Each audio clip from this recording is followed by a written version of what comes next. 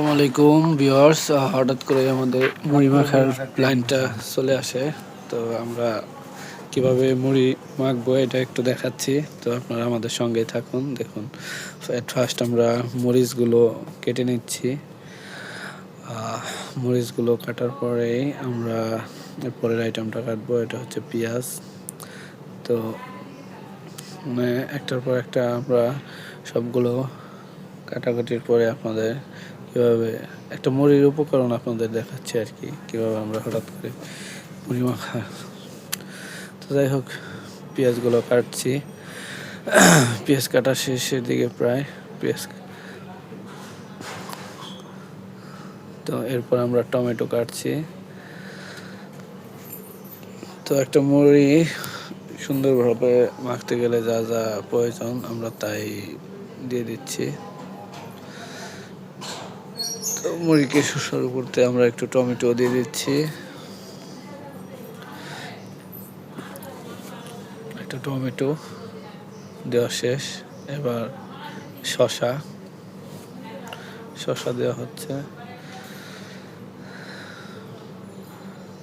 Wow! তো আপনারা কারা কারা এইভাবে কাটতে পারেন অবশ্যই কমেন্টস করে জানাবেন। তো ওয়াও, শেষ। তো যাই হোক, এখন হচ্ছে ধনিয়া পাতা কেটে দেব। এবার একটু লবণ দিয়ে দিলাম। পেঁয়াজ মরিচ মাখানো হচ্ছে, ধনিয়া পাতা দেওয়া হচ্ছে।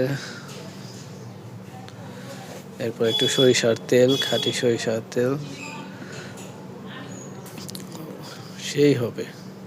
তো মুড়িকে সুস্বাদু করতে আপনারা একটা ম্যাগি মশলা দিতে পারেন, এটা একটা ভালো একটা উপকরণ। এবার শেষ। এবার পেঁয়াজ মরিচগুলো দিয়ে দিলাম। এবার ছোলা বুট দেওয়া হচ্ছে, বেগুনি চপ, আলুর চপ, যাই হোক পেঁয়াজ টিয়াজ হাবি জাবি দিয়ে দিছি। সবগুলো এখন ভাঙা হচ্ছে। তো যাই হোক, এগুলো সব ভাঙা শেষ পর্যায়ে সবগুলো মেখে নিচ্ছি। এবার জিলাপি দেওয়া হচ্ছে, জিলাপিটা কার কার পছন্দের একটু জানান। এরপরে আবার মুড়ি দেওয়া হচ্ছে। আমাদের মুড়ি মাখা প্রায় শেষ, এবার আমরা খাবো, টেস্ট করব। তো যাই হোক, মুড়ি মাখাটা কিন্তু সেই স্বাদ হয়েছে, আপনারা খাইলে চলে আসুন।